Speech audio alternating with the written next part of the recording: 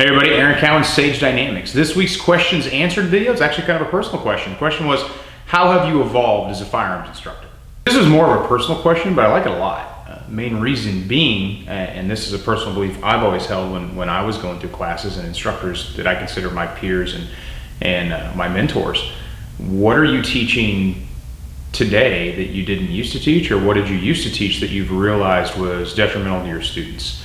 I'm a firm believer, and I've talked about this before, that my primary job as a firearms instructor is to give my students the best knowledge possible, which means I need to make sure that whatever I'm teaching them is actually going to be contextual and beneficial to their lives, and it's not based on theory, but it's actually based in practical application, the reality of the situation. We know from self-defense that you can't predict what your student is going to face, but you can work off what's most likely to what's least likely. So there's a lot of research that goes into that in personal planning, personal practice. But there are some things that I teach as a firearms instructor, or I should say the things that I used to teach as a firearms instructor that I've gotten away from because I felt that they were actually detrimental to the student. So as far as I know, I was born left-handed. Pretty sure that was a natural thing for me. I became ambidextrous because as a left-handed person, you kind of learn how to be ambidextrous in certain skills because the world's just designed for right-handed people, which is kind of bad for left-handed people, but it's also kind of good as an instructor because I can teach people skills, right-handed students skills they wouldn't necessarily get. But sometimes you get lessons from right-handed instructors that you adapt to left and a right-handed world. So me being a left-handed shooter primarily starting out, and the handgun has always been more natural for me left-handed, whereas the rifle's always been more natural for me right-handed. But one thing that I used to teach that I don't teach anymore is working the slide, wrist rocket or slide release, or over the top, or not slide release, but over the top, or slingshot, or whatever you want to call it. The premise for it came from the misunderstood belief, and I did believe this at one time, that under extreme stress, your fine motor skills are going to fail you, and it's going to be hard for you to hit that little release button. See, even me as a left-handed shooter, it's not hard for me to manipulate that. When we talk about fine motor skills, what we're talking about is single-digit manipulation. So the trigger, single-digit manipulation. Magazine release, single-digit manipulation. The slide release is a single-digit manipulation. No matter the size, it's going to take either, for you right-handed shooters, your thumb.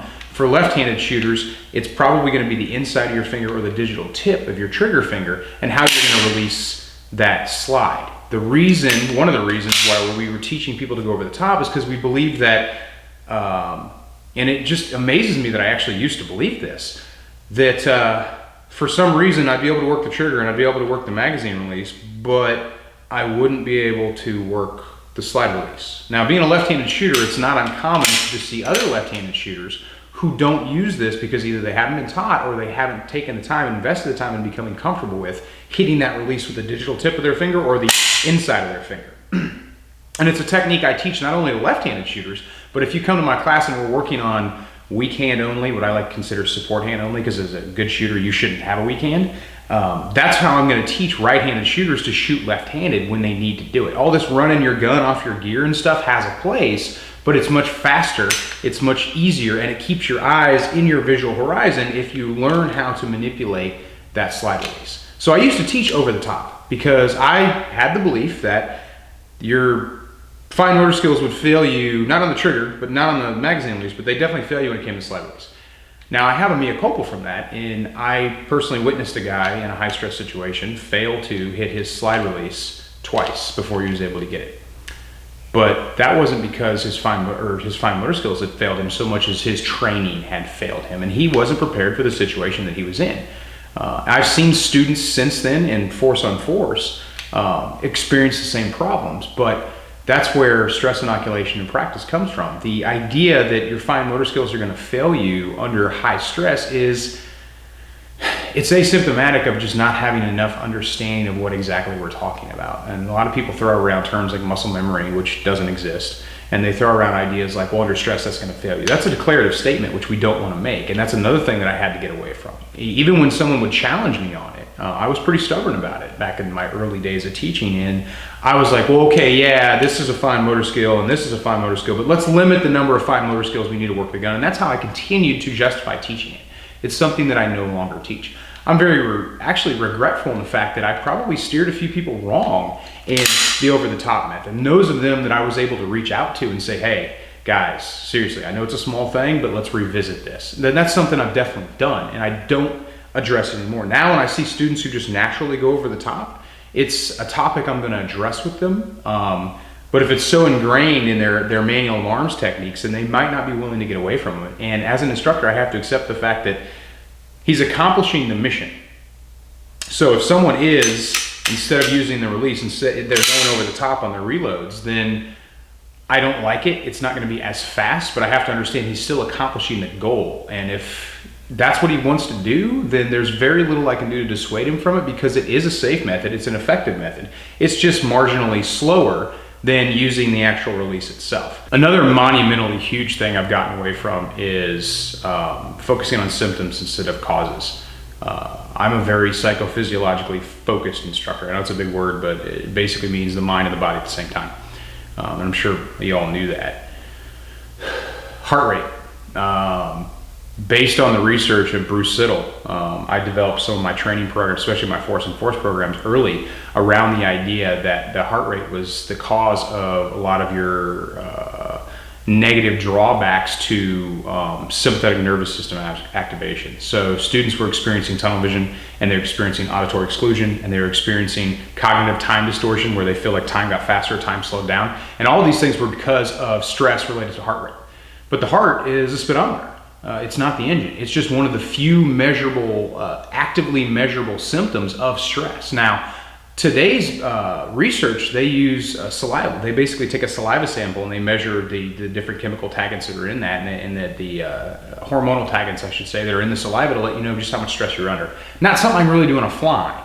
It's not something you can do if you're worried about stress. So when I see a student running a 160 or 170 heart rate, that doesn't necessarily mean that they are close to experiencing a catastrophic failure to where they go into a mental state that's not going to be beneficial to them under stress. What it just says is their heart rate is 160 to 170, which is a symptom of the stress and the physical stress and the mental stress that they're under. There's a large part of our community that still focuses on that. Siddle's research. Siddle's research was not bad. If you want to look into it, Sharpening the Warrior's Edge and the PPCT program, which is still taught to a lot of law enforcement agencies, is a wealth of information. You just have to understand that Siddle was honestly incorrect. He wasn't being malicious in his research. He wasn't trying to steer science with snake oil. He's basically saying, well, this is what makes sense to me, and I think it's definitely come to light since then that was incorrect. But I taught that as well. And even when there was some emerging research pushing back against what Siddle had said, I was set in my ways a little bit and stubborn. And now heart rate for me, I explain, like, it's just a speedometer. If you look at major sports, something I talk about in classes, you look at all the major organized sports or disorganized sports, what do we call it? NASCAR, F1, they tend to run the highest heart rate. So those guys are running 180 plus as they drive those cars. And I don't think anyone would argue with the fact that a NASCAR driver or a Formula One driver needs to use fine motor skills in the control of that vehicle. The only thing I can definitively say that I think that a NASCAR driver doesn't have, physiologically speaking, that someone in a lethal use of force encounter has, is an objective fear of death. If I'm defending my life with a handgun or rifle or whatever, I'm using force to defend my life, I probably at some point, depending on how long the engagement lasts, have some kind of appreciable fear of death or fear of injury, whereas the NASCAR driver may not have that. So psychologically, there's going to be a difference, but physiologically, it's the same thing. The body's not going to be able to tell the difference between the two events. It's our mentality that affects us. The difficulty with that is we are our brains. Our brain that's us. This is just a meat puppet that we drive around. And it's hard sometimes for us to appreciate the fact that everything that's going on physiologically is all controlled neurologically. More than anything, those two events, and there's other little things here and there, but those are the two major ones that I wanted to bring up, because I think it's important to kind of steer the way that I address things since then. Now I'm much more cautiously optimistic and cautiously pessimistic about information coming in, going out, because I want to make sure I'm giving my students absolutely the best information that I can give them at the time. No two classes are ever going to be the same, but I need to hit certain high points and mold the class accordingly, because a group of cops isn't going to be the same as a group of citizens. There's going to be different concerns, different occupational concerns, different life concerns. So certain focus points in a class are going to be different. Like one class may be really big on low light close quarters, where another class they're more worried about like, well, where's the best place to draw my handgun from, because I work in a non-permissive environment where I can't carry on my person, so I got to keep it in a bag or something like that. So I have to address those concerns and those factors as I teach. But I really appreciated this question, and I'm glad I'm able to make a video about it, and it just didn't occur to me to make one. And these videos are questions based anyway, so someone's got to ask it before a video will exist. But yeah, those are definitely two things that I used to teach that I no longer teach. Now I still address, like I said, Siddle's research, and I still have issues where, or not necessarily issues, but I still have concerns where people are using over the top or wrist rocket or slingshot or whatever you want to call it. And those are things that I address, but I'm not so black or white on either of those topics to think that like this is the only way to do this. And looking back on it, I can't believe how close-minded I was on certain things, because I was so open-minded on a lot of other stuff. You know, I've never been a believer that there is only one way to do everything.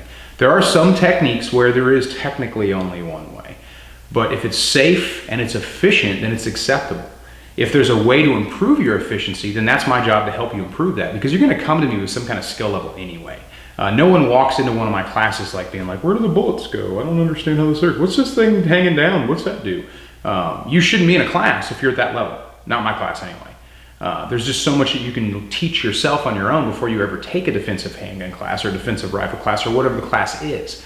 That you can come to class with a really good degree of inherent knowledge, and it's my job to help you steer that where it needs to be steered, or to give you new skills and new techniques where you lack them. So I hope this answered the question.